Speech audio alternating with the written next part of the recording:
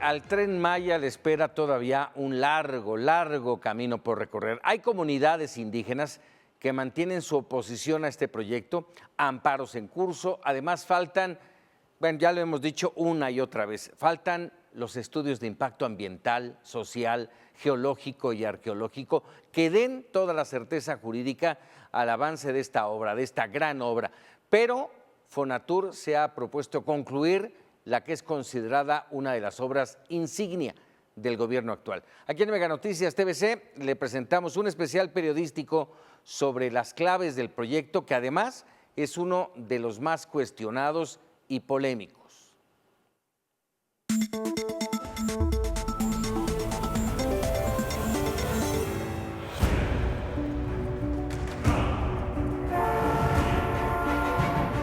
La fecha se aproxima. Los responsables del megaproyecto del Tren Maya tienen marcado en el calendario el 30 de abril para arrancar los trabajos. Sin embargo, existen riesgos técnicos y legales que ponen en duda la factibilidad de la obra, pero ante todo se mantienen firmes las resistencias de comunidades originarias y propietarios de tierras. ¿Pero en qué consiste este megaproyecto?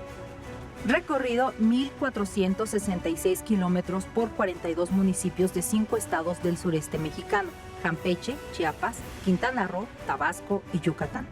18 estaciones y 12 paraderos. Viajará a una velocidad máxima de 160 kilómetros por hora. Costo inicial estimado de la obra, 139,000 millones de pesos.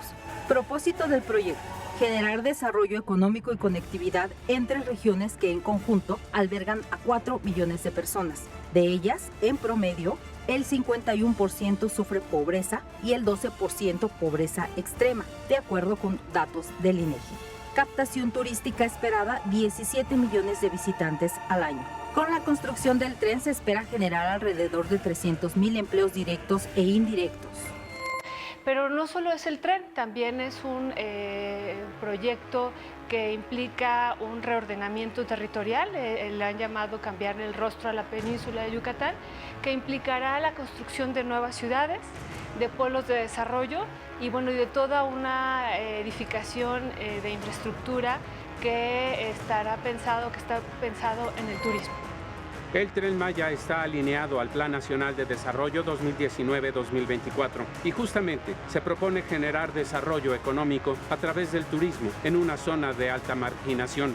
Un estudio de Fonatur señala que en el caso específico de las 173 localidades ubicadas a 10 kilómetros a la redonda de la ruta donde pasará el Tren Maya, el 68% presenta un grado de marginación entre alto y muy alto. A partir de ello se buscará integrar a las comunidades involucradas en el trazo de la vía a las actividades turísticas. El Instituto Mexicano para la Competitividad señala que el 56% de la superficie de Campeche, Yucatán y Quintana Roo es propiedad social compuesta por núcleos agrarios y casi el 100% corresponde a ejidos. Y hace ver que antes de iniciar la construcción de la obra, el gobierno tendrá que cumplir con su obligación de llevar a cabo una consulta libre, previa y de buena fe e informada, pero el tiempo se acaba. Cuando hablamos de que la consulta debió haber sido informada, pues ahí nos enfrentamos a que no existe información. Y a esto le agregamos que no existe lo más grave, no existe una manifestación de impacto ambiental ni social, ¿no? Y bueno, en un territorio donde hay más de 3,000 zonas o sitios arqueológicos registrados, ¿no? Según el INAH, entonces, pues también una manifestación de impacto arqueológico tampoco existe.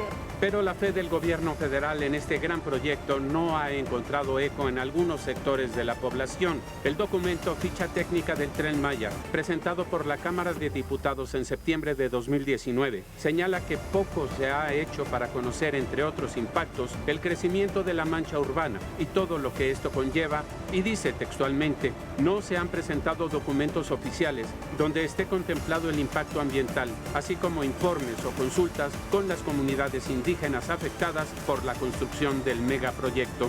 Además, existen comunidades indígenas que han alzado la voz por no haber sido tomadas en cuenta o porque no ven por ningún lado un beneficio concreto para ellas. Es una obra prioritaria de los 10 programas estratégicos de este gobierno. El problema es que tendría que definir muy bien todo lo que va a pasar alrededor. Es decir, no es de seguridad nacional, es un plan estratégico. Y si es así, tendría que definir muy claro cómo quiere pasar por encima de todos los derechos. Y está violando lo del artículo 2 constitucional de la libre determinación de los pueblos.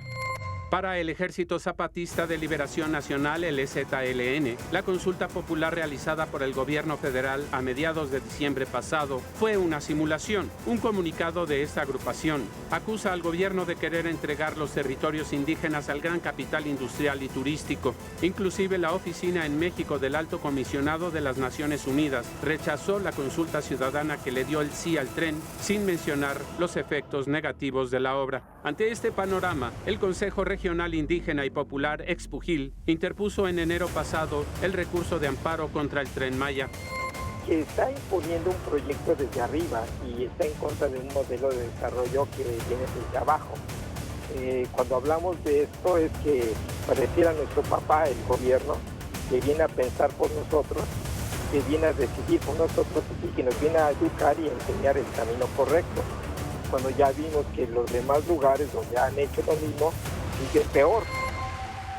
El Poder Judicial de la Federación otorgó el pasado 4 de marzo la suspensión definitiva a las comunidades indígenas de Calakmul, Campeche, que forma parte del Consejo Regional Indígena y Popular de Expujil.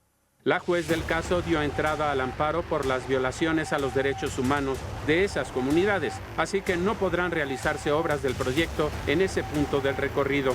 El 1 de enero de 2019, el EZLN cumplió 25 años de haberse levantado en armas y lo conmemoró con un nuevo llamado a defender la tierra e impedir la construcción del Tren Maya.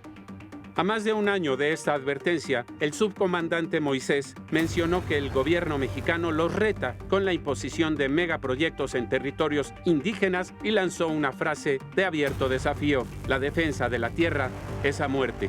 En respuesta, el presidente López Obrador prometió que no se afectará a las comunidades indígenas con el proyecto del Tren Maya. A las comunidades indígenas, en nada, al contrario, se está beneficiando a los pueblos indígenas como nunca se había hecho. Protestas indígenas, observaciones internacionales, problemas legales, falta de plan maestro, de estudios de impacto ambiental y social que exige la ley, ausencia de coordinación interinstitucional y de recursos suficientes son las resistencias al gran proyecto del gobierno, el Tren Maya. Y no es todo. En la siguiente entrega hablaremos del Fideicomiso de Infraestructura de Bienes Raíces, FIBRA, mecanismo para disponer de los terrenos y ejidos por donde pasará el tren, y también de los problemas de financiamiento que han surgido en torno a este megaproyecto que, de no resolverse, terminará por descarrilarse. Camarógrafo Didier Arceo, edición Manuel Arcos, Mega Noticias TVC, Gastón García Miranda.